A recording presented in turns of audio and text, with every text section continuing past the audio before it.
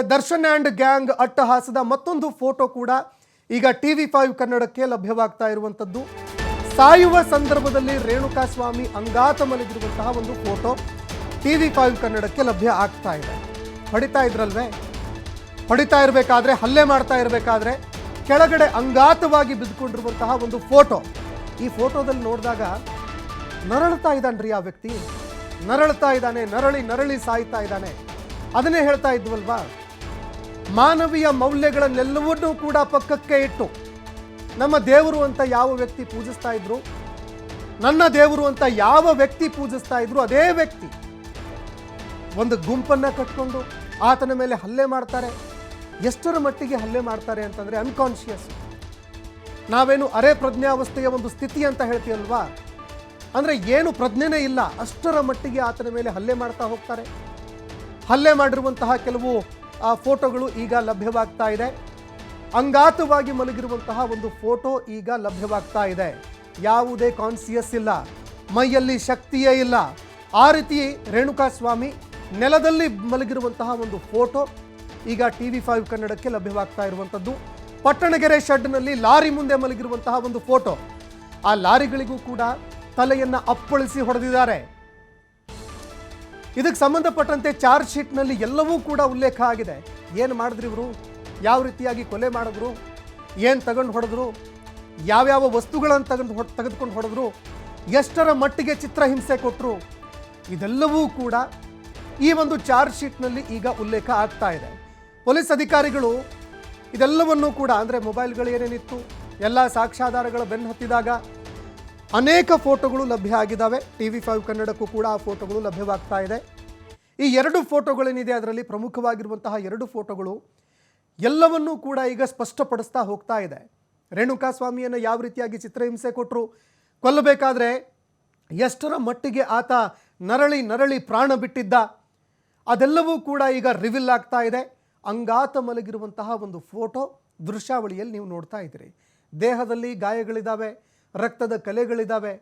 ಇನ್ನು ದೇಹ ನೋಡ್ರಿ, ಏನು ಭಾರಿ ಆ ಒಂದು ಪೈಲ್ವಾನ್ ರೀತಿಯಲ್ಲಿ ಇರುವಂತಹ ವ್ಯಕ್ತಿನ ಅಲ್ಲ, ದಷ್ಟಪುಷ್ಟವಾಗಿರುವಂತಹ ವ್ಯಕ್ತಿನ ಅಲ್ವೇ ಅಲ್ಲ.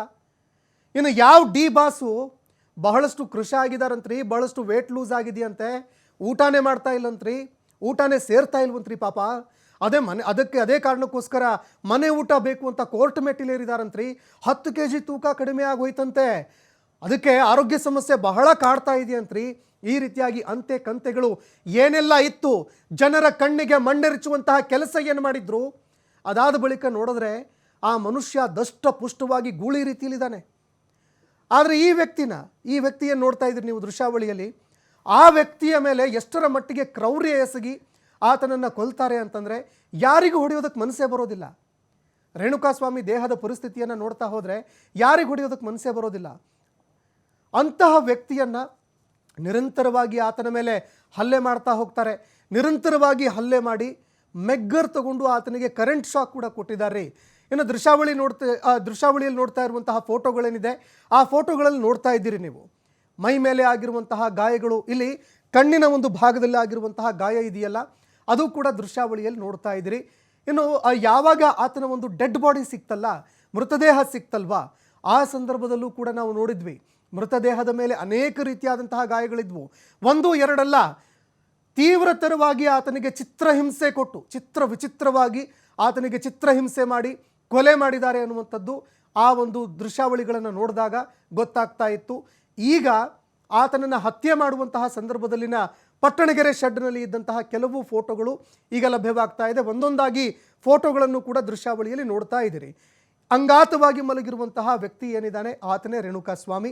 ಈವರೆಗೆ ನಾವು ಏನು ಹೇಳ್ತಾ ಇದ್ವಿ, ರೇಣುಕಾಸ್ವಾಮಿ ಪಟ್ಟಣಗೆರೆ ಶೆಡ್ಡಲ್ಲಿ ಆತನನ್ನು ಹಲ್ಲೆ ಮಾಡಿದ್ರಂತೆ, ಆತನ ಮೇಲೆ ಹಲ್ಲೆ ಮಾಡಿದ್ರಂತೆ, ಹತ್ಯೆ ಮಾಡಿದ್ರಂತೆ, ಏನೋ ಟಾರ್ಚರ್ ಮಾಡಿದ್ರಂತೆ, ಮೆಗ್ಗರ್ ತಗೊಂಡು ಬಂದಿದ್ರಂತೆ, ರಿಪೀಸ್ ಇತ್ತಂತೆ, ಸ್ಟಿಕ್ ಇತ್ತಂತೆ, ಪೊಲೀಸರ ಲಾಠಿ ಇತ್ತಂತೆ, ಈ ರೀತಿಯಾಗಿ ಏನೇನೆಲ್ಲ ಅಂತೆ ಕಂತೆಗಳನ್ನು ನಾವು ಹೇಳ್ತಾ ಇದ್ವಿ.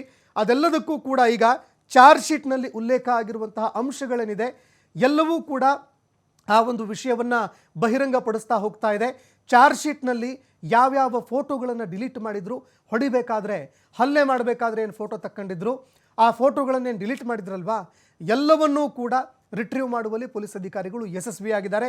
ಕೇವಲ ಫೋಟೋ ಮಾತ್ರ ಅಲ್ಲ, ಫೋಟೋ ಅಂದರೆ ಫೋಟೋ ಮಾತ್ರ ಅಲ್ಲ, ಆ ಒಂದು ಮೊಬೈಲ್ನಿಂದ ಆತ ಏನು ಮೆಸೇಜ್ಗಳನ್ನು ಕಳಿಸಿದ್ನಲ್ವೇ, ಇನ್ಸ್ಟಾಗ್ರಾಮ್ನಲ್ಲಿ ಕಳಿಸಿರುವಂತಹ ಮೆಸೇಜು ಮತ್ತೊಂದು ಮಗದೊಂದು ಎಲ್ಲವೂ ಕೂಡ ರಿಟ್ರೀವ್ ಆಗುವಂತಹ ಆ ಒಂದು ಪ್ರಕ್ರಿಯೆ ಆಗಿದೆ.